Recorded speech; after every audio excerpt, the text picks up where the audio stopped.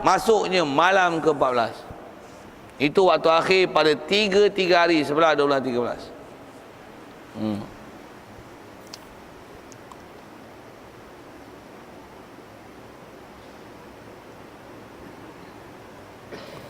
Baik. Jadi syarat untuk boleh nafar awal ni maksudnya keluar pada malam 12, syaratnya seperti sudah ia bermalam 2 malam dan sudah melontar pada kedua harinya, maksudnya 11 dan 12. Dan nafar ia, maksud nafar ni keluar daripada Mina ia. Istilah nafar tu maksudnya keluar daripada Mina. Satu bahasa mudah. Apa dia nafar? Nafar adalah perbuatan orang haji keluar daripada Mina. Sama ada pada hari 12 atau 13. Kalau keluar pada hari 12 dengan segala syaratnya, dipanggil nafar awal. Kalau keluar pada hari 13 daripada Mina dengan segala syaratnya, dipanggil nafar sani.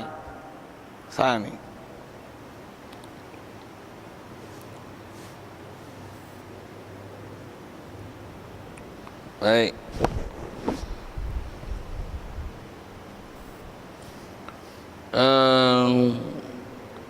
Jadi mestilah dia telah bermalam dan melontar untuk hari 11 dan 12. Kemudian daripada sudah ia melontar pada harinya, padahal belum jatuh matahari. Matahari belum jatuh lagi untuk hari ke-12 itu. Maksudnya tak maghrib lagi untuk masuk malam ke-13. Jadi dia melontar tu daripada meniat hendak nafar di tanah Mina. Jadi dia keluar tu dengan niat aku nak nafar daripada Mina. Dengan bahasa mudah kita, aku nak keluar daripada Mina hari ke-12 ni dengan tidak bermalam pada hari ke-13 dan melontar untuk hari 13. Dah tak bermalam 13, dia tak ada hukum melontar pada hari 13. Tapi kalau bermalam pada hari 13, mesti kena melontar untuk hari 13 punya. Ayat besar nak ambil faham tu, waktu melontar setiap hari mestilah selepas daripada tergelincir matahari pada setiap hari 11, 12, 13. Itu adalah waktu melontarnya. Baik. Dan gugur mabit pada malamnya dan melontar pada harinya, iaitu malam 13. Jadi kalau dia keluar awal 12 hari bulan tu, 12 hari bulan Tasyrik tu, 12 Zulhijjah tu, dia keluar daripada Mekah. Kita keluar ni pun pasal nak cerita berhaji ni saja. Istilahnya keluar daripada Mina tu, dia nak buat nafar awal. Kalau dia keluar tanah Mina, sah nafarnya, sah nafar, boleh.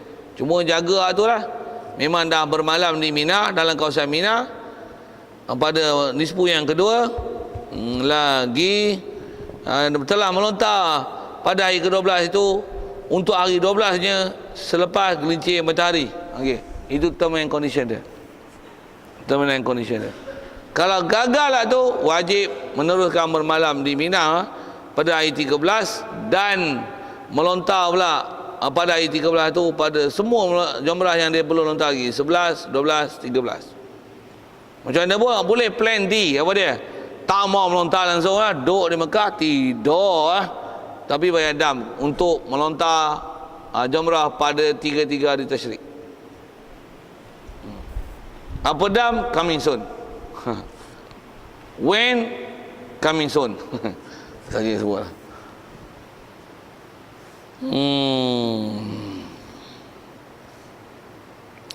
Baik, macam mana pun dari segi boleh keluar pada 12 dan 13 nafar awal sani, tetapi yang afdalnya ia nafar yang kedua lah. Afdalnya nafar yang kedua. Itulah yang aulanya. Istilah aulanya yang lebih utama. Baik, pasal apa lebih utama? Lebih lama kita berada di tempat yang baik-baik dan memang suruhan itu ada, bahkan dengan tahap kita mazhab Syafi'i adalah wajib, maka hal itu termasuk dalam istilahnya menjunjung perintah Allah Taala. Satu lagi lama lagi bagus. Macam mana pun boleh pilihan, cuma jaga rukun dan syarat untuk boleh nafar awal. Okey, siap. Ada soal itu tentang melontar. Kita kalau ikut bicara tentang melontar, ya ke? Bukan bermalam di Mina ke melontar. Masalah bermalam di Mina. Kita tak sebut melontar lagi. Melontar lepas ni. Ada soal tentang bermalam di Mina, nak kira separuh ada nafar rawan dan pasani untuk bermalam di Mina? Ada soal?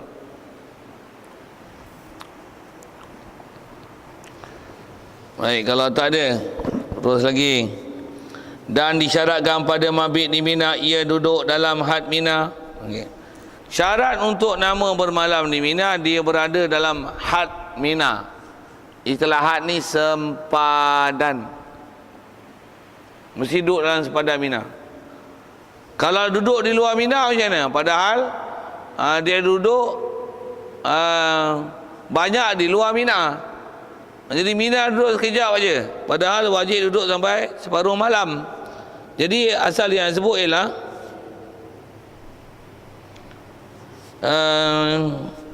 mana dia?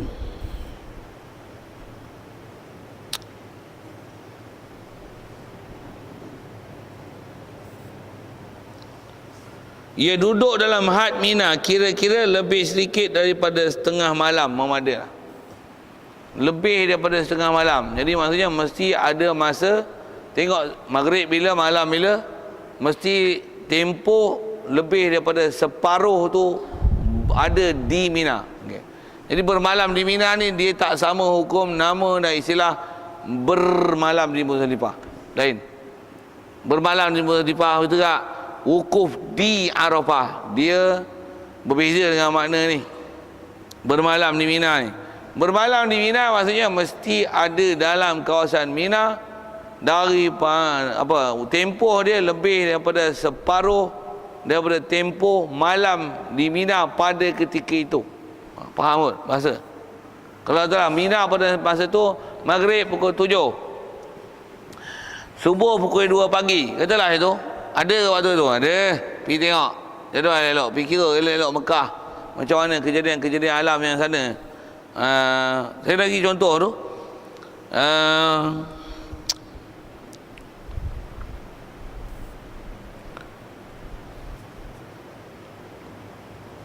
Jadi contoh tu adalah nak tunjukkan nak kira separuh malam tu kan. Jadi kalau kata ada di Mina tu maghrib pukul 7, subuh pukul 2 pagi. Jadi 7 pukul 12 5 jam, subuh 1 2 7 jam, jadi 3 jam setengah. Jadi mesti berada di Mina 3 jam setengah ke atas. Dan mesti dalam sempadan Mina. Itu ayat. Baik. Kenapa nak kena ambil faham tu? Kerana kalau kita berada bukan dalam kawasan Mina, dalam waktu yang tak sampai daripada separuh malam untuk tempoh ketika kita buat haji pada masa tu, tu pun ayat tu kena kata itu siapa? Pasal bila dia berubah waktu-waktu haji, dia akan berubah masa cuaca. Pasal apa? Dia perubahan alam. Mekah duduk 21 darjah ke utara khatulistiwa. Dia punya longitude, latitude dia 21 darjah. Malaysia baru dalam 5 darjah saja, 4 darjah tu, 4 ke 5 darjah. Daripada Johor Bahru ke utara tu dalam 4-5 darjah saja. Daripada khatulistiwa. Jadi Mekah daripada kawasan khatulistiwa 21 darjah. Jadi dia akan ada perbezaan siang malam yang begitu besar berlaku. Tengok musim haji kita pergi masa bila. Kadang-kadang kena musim panas ke musim sejuk ke. Jadi kalau musim tu adalah musim sejuk, jadi panjang masa malam dia. Jadi tuan-tuan kena ada masa lama. Saya tak cadang nak urai panjang tu, tapi saya nak fahamkan mesti ada di Mina. Dengan tengok maghrib, tengok malam, lebih daripada separuh tu mesti ada di Mina. Sekali lagi saya nak sebut, dia berbeza dengan bermalam di Muzdalifah. Muzdalifah dengan istilahnya separuh malam juga, tapi dah lalu separuh, walaupun duduk 5 minit, duduk lepas pada separuh malam, coy keluar, sah untuk bermalam di Muzdalifah. Sah. Bermalam di Mina lain. Satu bahasa bermalam di Muzdalifah, bermalam di Mina, tapi apa ataupun tempoh mana dia kena bermalam adalah berbeza. Dia faham tu. Jadi Muzdalifah walaupun sebentar, begitu juga ukur di Arafah walaupun sebentar. Walaupun bagaimanapun sunat himpunkan antara siang dan malam untuk wukuf. Dah bicara itu. Sikit ulangan. Adapun bermalam di Mina mestilah tengok maghrib, tengok subuh, mesti lebih pada separuh masa malam itu memang berada dalam kawasan Mina. Okey, itu ayat. Baik, isu nak tengok tak mana? Daripada mula-mula dulu tuan-tuan berlaku dah ada perbincangan dalam bab ni. Tang mana? Tang penempatan orang Asia ni khususnya, kita dia ditempatkan di kawasan penempatan Muaisim. Sebutan betul dia macam tu, Muaisim ni. Kita tak kerti apa Muaisim dengan musim-musim je. Tapi sebutan betulnya Muaisim. Muaisim ni kalau ikut atas persempadanan, ada yang mengatakan bahawasanya dia adalah sempadan Muzdalifah. Dia duduk dalam Muzdalifah, bukan Mina.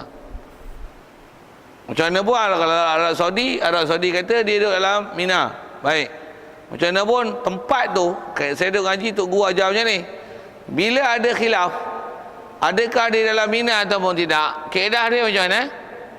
Jangan balik ke tempat kita bermalam di Muaisim tu. Pasal katalah saya nak sebut Muaisim tu macam mana, sikit gambaran kalau tuan-tuan tak faham tu. Katalah ni kawasan Mina, dia dikelilingi oleh kawasan Bukit Wukar, keliling bukit. Kalau ikut masyhur dalam kitab, dan memang orang tua-tua dulu faham, dia kata Mina ni duduk dalam lembah ni lah, dikelilingi dengan bukit. Kalau lepas bukit, tu dah, kalau ke belah sana Muzdalifah, dah keluar Muzdalifah. Belah sana apa saya tak tahu, saya tak tengok peta elok-elok, sorry tak boleh nak sebut. Tapi kalau patah balik sini, dia akan, kalau Muaisim tu kalau ikut di Muzdalifah, atas bahagian yang kata macam tu. Jadi penempatan Arab Saudi ni, penempatan orang ramai untuk menghilangkan kesesakan di Mina tu, dia buat apa? Dia tebuk terowong untuk bagi lepas bukit, lepas tu dia buat penempatan di kawasan ni.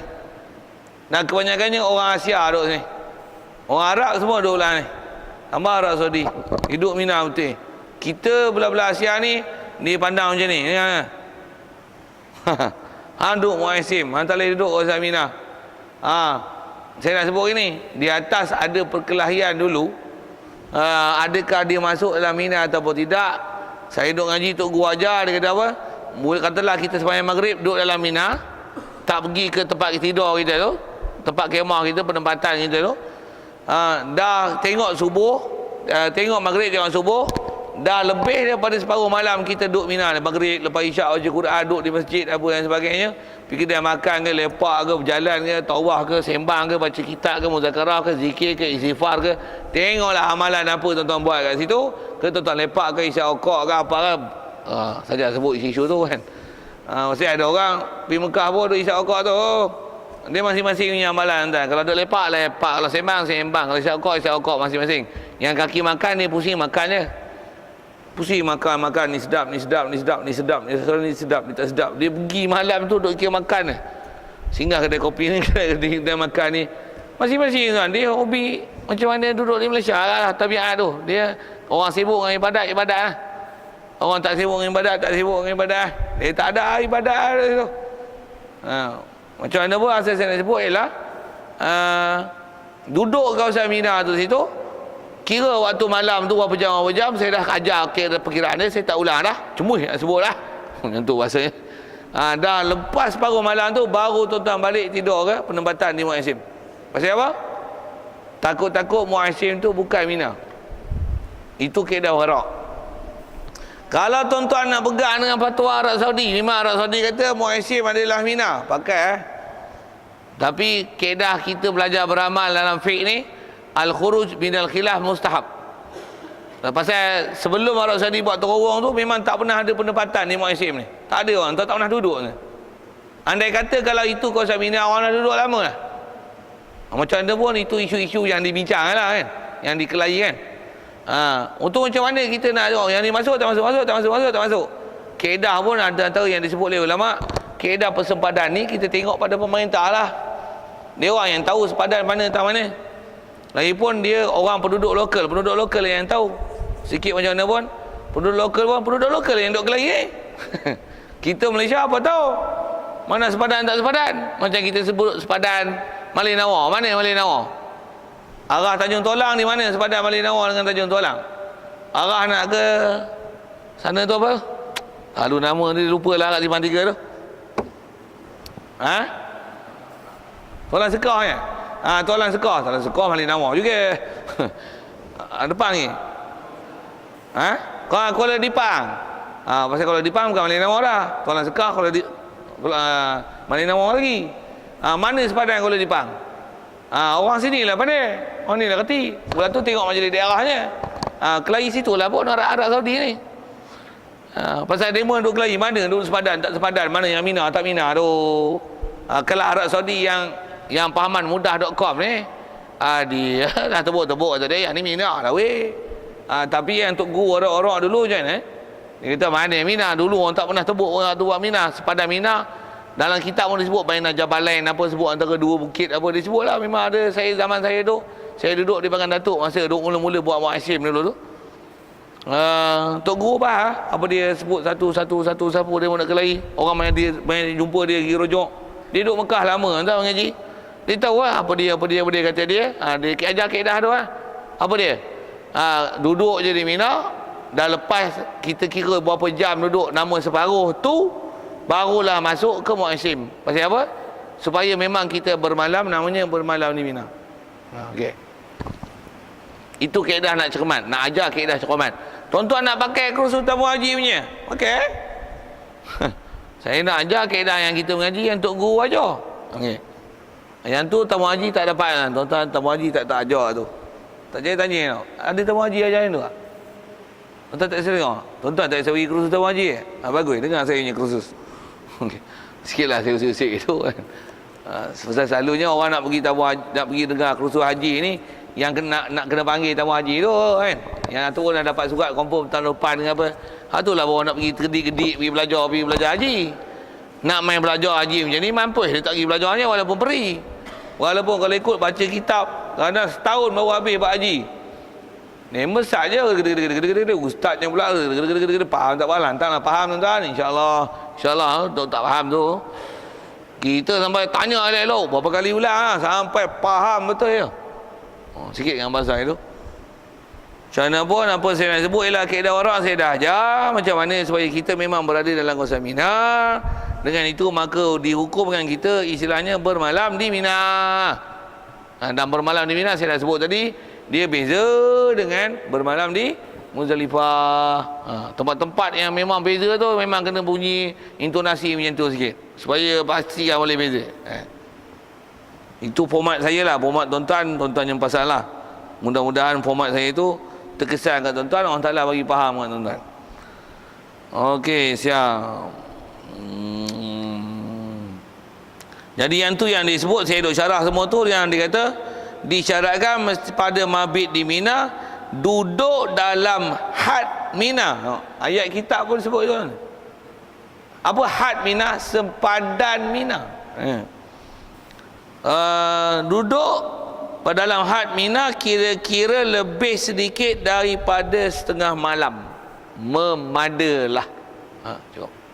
Bagi faham elok-elok ayat tu yang saya dah bezakan bermalam di Mina dengan bermalam di Muzdalifah. Ada soal?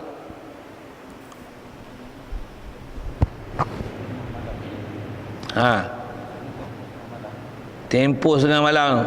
Tadi tidur ke apa? Had Mina tu. Ya. Ya.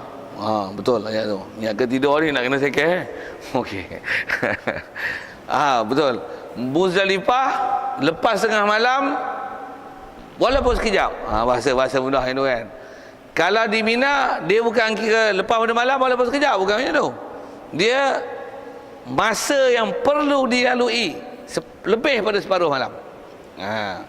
Kalau di Muzdalifah mesti lebih pada separuh malam berada di Muzdalifah walaupun sebentar. Ayat dia macam tu. Tak faham tak lagi? Tanya. Pasal mengaji nak faham. Satu ulama-ulama kita dulu tuan, antara yang saya ngaji kalau belajar dalam taklim mutalim tu, dia kata apa?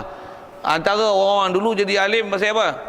Sebab dia kata lisanis saul wa qalbin aqul. mulut yang suka bertanya, yang tak faham, dan qalbin aqul, hati yang sentiasa berfikir. Maksudnya dalaman fikir, andaian macam ni, macam ni, macam ni, macam ni, macam ni. Mulut bertanya, satu alim. Ni otak lembab. Dengar buat tak tahu, tak faham, tak mau tanya. Habis. Tapi saya tak kata orang sini, ni orang Afrika. Saya tuan-tuan tanya, bagus. Soal lagi. Okey. Tak ada soal tu maksudnya kerti lah tu.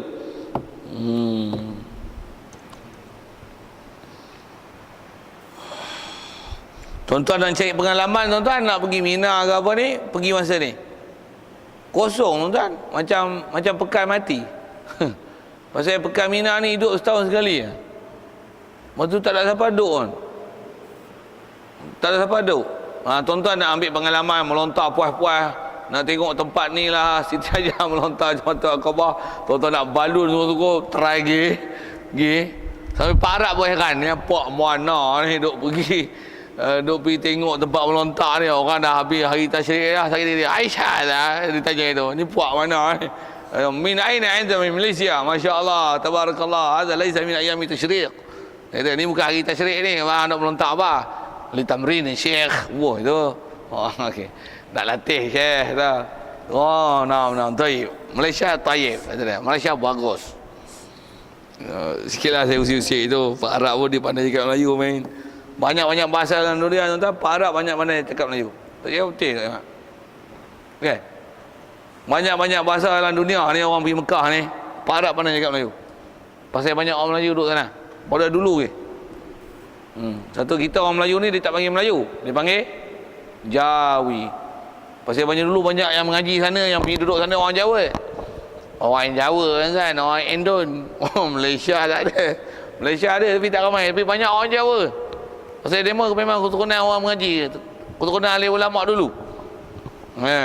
Satu masyhur nama Jawa, Jawi. Tulisan Jawi. Bangsa dia tengok hidung penyek ni, hantar Jawi, kita pun Jawi.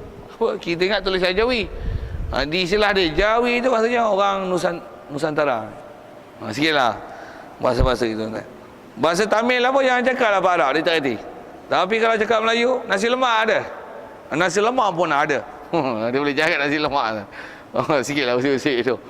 Saya kalau tak pergi dia mau nak cerita tu, kita tahu sebiji-sebiji bekam. Apa cerita ni? Nak cerita Jawi tu sikit tadi. Kalau kita pergi waktu-waktu orang dah tak pergi bermalam di Mina, kita pergi bermalam di Mina. Pergi tengok muazzin ambil gambar siap-siap, di terowong, ni melontar Jemaah Aqabah, ni berapa tingkat. Pergi. Orang kata apa ni? Tak tahu sudah, ni projek kami. Boleh kan? Pergi kan? Saya sambil tak pergi. Kalau ada tengok saya nak buat ni, saya tunjuk kat tuan-tuan apa hasil kerja saya. Tapi kena nak tengok video tu kena bayar lah. Saya minta berkeras tu. Tambah nak jolok-jolok pendrive tu, saya minta RM200 tu. Apa ni? Saja usik-usik tu.